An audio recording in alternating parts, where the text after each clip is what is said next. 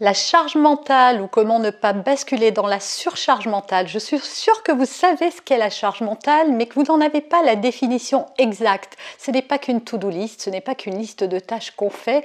On voit ça dans cette vidéo et surtout comment ne pas basculer dans la surcharge.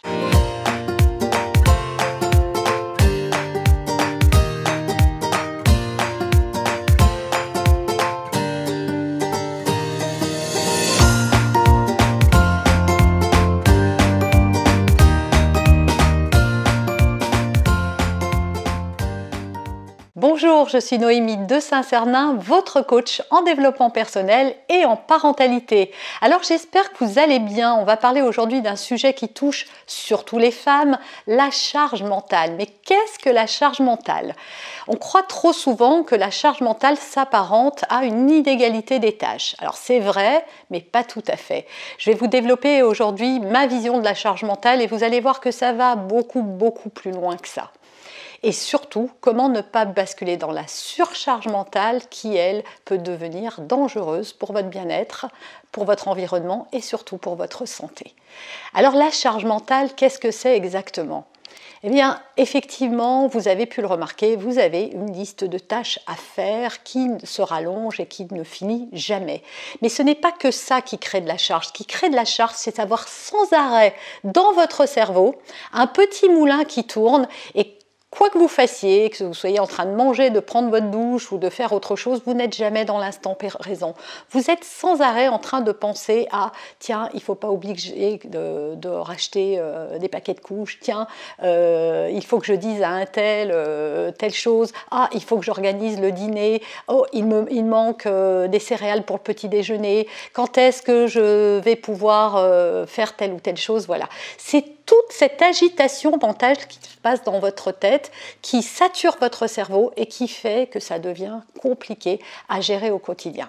Et puis surtout la charge mentale, ce n'est pas une seule tâche comme je le disais. Pourquoi ? Parce que quand par exemple vous pensez qu'il faut faire le repas, en réalité cette tâche-là, le fait de faire cette tâche-là, c'est pas ça qui crée de la charge. Ce qui crée de la charge, c'est tout ce qui se passe en amont de la tâche. C'est-à-dire qu'avant de faire le repas, il faut déjà faire les courses.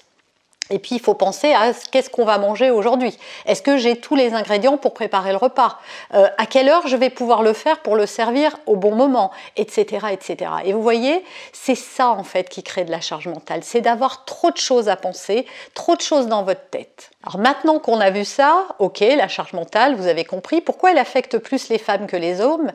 C'est plutôt éducatif en fait. On a élevé les femmes et les petites filles déjà, avec cette responsabilité de prendre en charge le foyer. C'était vrai quand les femmes ne travaillaient pas.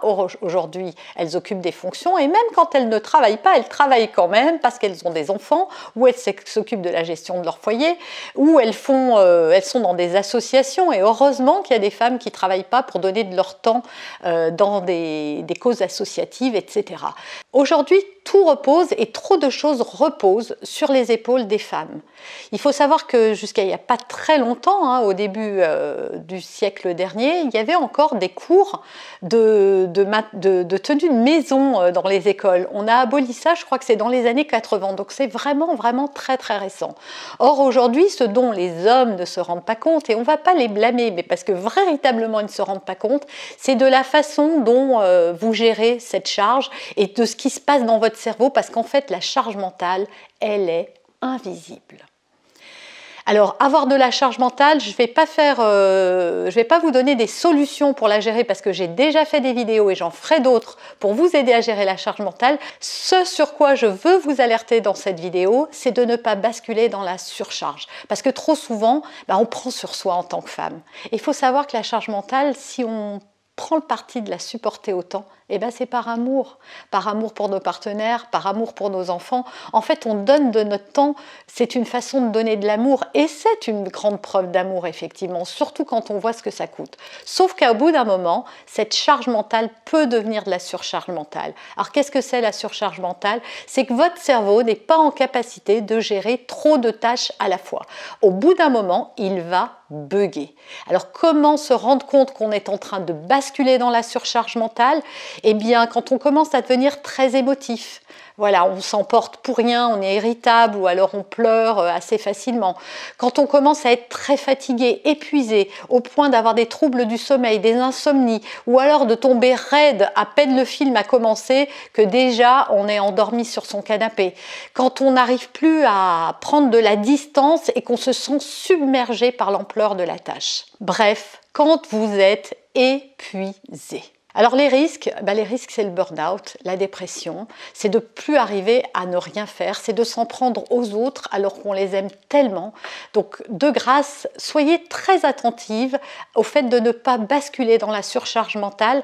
Apprenez à déléguer. Je vous invite à regarder mes autres vidéos pour trouver des solutions à la charge mentale. J'ai des articles sur mon site internet www.noemidesintcernin.com.